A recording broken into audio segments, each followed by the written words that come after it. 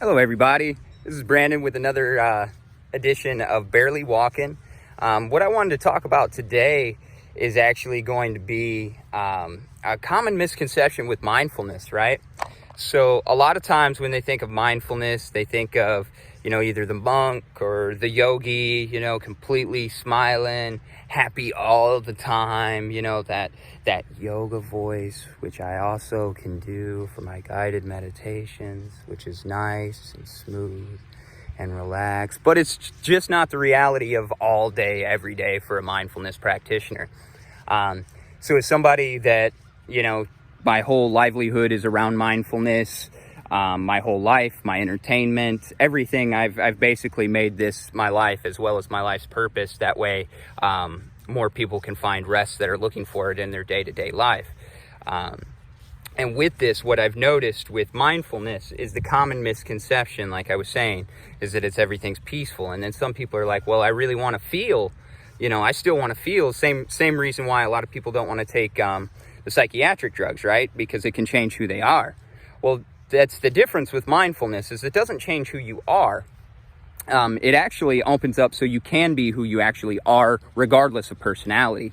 And most people don't even understand what that means, and I get that. But the more practice with mindfulness, the more you can settle into these ideas.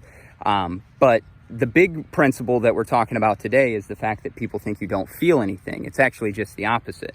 And a lot of empaths are highly sensitive people.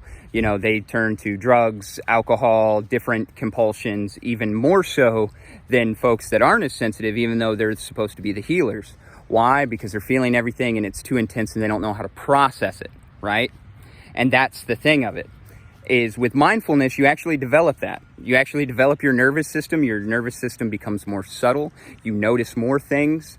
As far as you empaths out there, your skills will improve. As far as you psychics out there, your abilities will be on another level with a daily mindfulness practice, on a progressively better level, the more and more you do it, right? Because it engages your nervous system, because it awakens your nervous system. It awakens your nervous system to even more subtle energies. That's what it does on a long enough timeline. That's exactly what it does. But it teaches you how to process all of that while you're having it.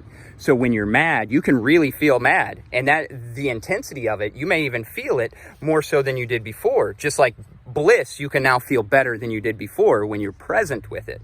But your body learns how to accept those emotions. It learns how to accept what's happening. It learns how to process what's happening without extra effort from you, without stress and figuring out how and what you have to do. No, your body takes care of that for you. With a daily mindfulness practice, that's what's done. It's not that we turn into this way where we don't feel anything and we're at this neutral state all the time. That's not the case. We still have emotions. We still have the chemicals that go through. We've just learned a better and more efficient, versus better, a more efficient way of managing our chemical storehouse system. That's what we've done. And once you learn how to manage it more efficiently, you open yourself up. Now you're capable of giving the grace of God or source. You're capable of treating others very, very nicely and selflessly. You're capable of being a part of a community instead of an individual trying to take from a community. All right, everybody. That's a little misconception about mindfulness. I wanted to talk to y'all while we're doing the Barely Walking Walk today. Thank you so much, everybody. I hope you have a great day on purpose.